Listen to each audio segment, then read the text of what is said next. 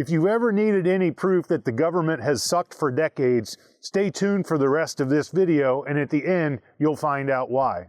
Because we're going to cover the life of the inventor of probably the most significant rifle ever invented, John Garand. Yes, some people say Garand, some Garand.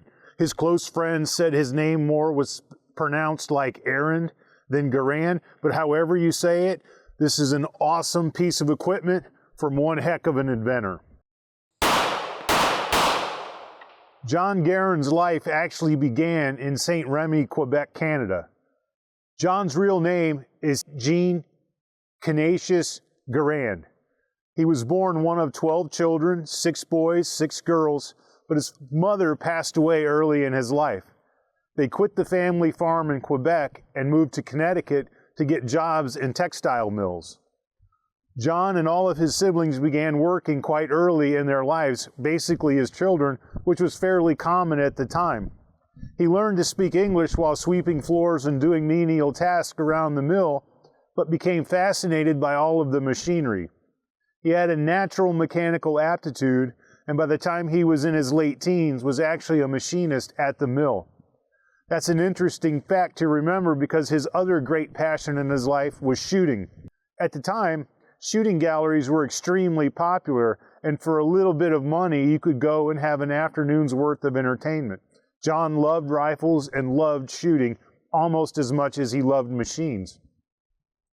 As his mechanical abilities grew, he became aware sometime around 1917 that the government was releasing a contract to try to build a light machine gun.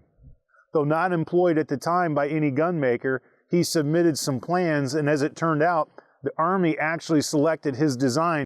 The weapon wasn't produced in time for World War I, so it sort of went into the dustbin of history. But out of that became a very significant thing, which was that John was offered employment by the Springfield Armory Company in Springfield, Massachusetts. Shortly after he arrived there in 1920, the government wanted what would eventually become this: a self-loading, gas-driven or gas-actuated infantry rifle.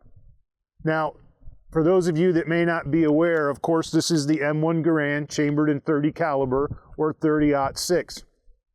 This weapon saw the United States through victory in World War II. It fought in the Korean War and close to 50 other engagements since. But its beginning had a bit of a rocky road. At the time, bolt-action rifles were the norm in modern militaries. This was going to take gunsmithing and manufacturing capabilities to the outer edge of its capabilities. It would take all the technology of the day to produce this. In fact, this took 15 years to perfect. Can you imagine that? 15 years to perfect something as simple as we can calculate as an infantry rifle. That's how far in advance this guy was for his time. The patent for the rifle was issued in 1932. The Army accepted it in 1936. And by 1940, it was in mass production. Around 4 million were made in World War II alone, which is one heck of a testament to American manufacturing at the time. Sort of an all-hands-on-deck effort to win the war. Roughly 6 million copies of the rifle were made overall by various companies, including International Harvester, Winchester, and H&R, but we'll cover more on that in a later video.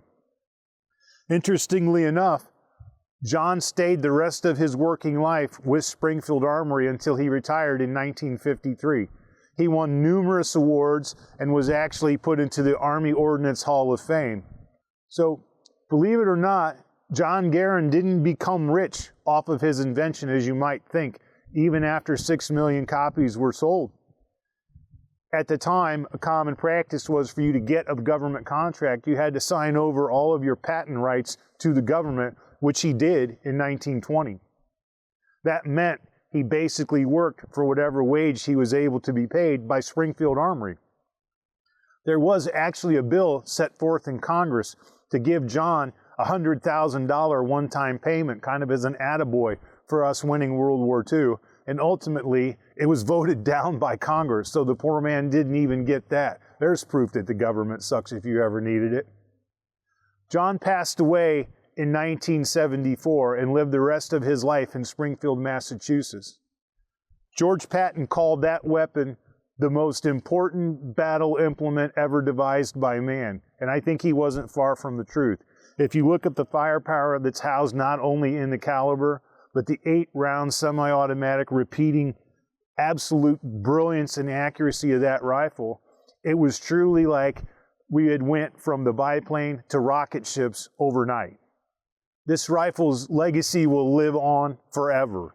It's constantly sought after by collectors, matching serial numbers, matching burial numbers. You can get a PhD in the M1 Garand, and we're going to go down a little bit of that rabbit hole in the next video. The interesting thing about it, though I'm not an expert in the M1, I can tell you just from handling and shooting the rifle a little bit, I would certainly be more than confident taking it into combat even today. It is truly a marvelous weapon of war invented by one of the great military and inventor minds of our time, John Garand. I hope you guys have liked this brief video on how this weapon got started, and don't be afraid to like and subscribe.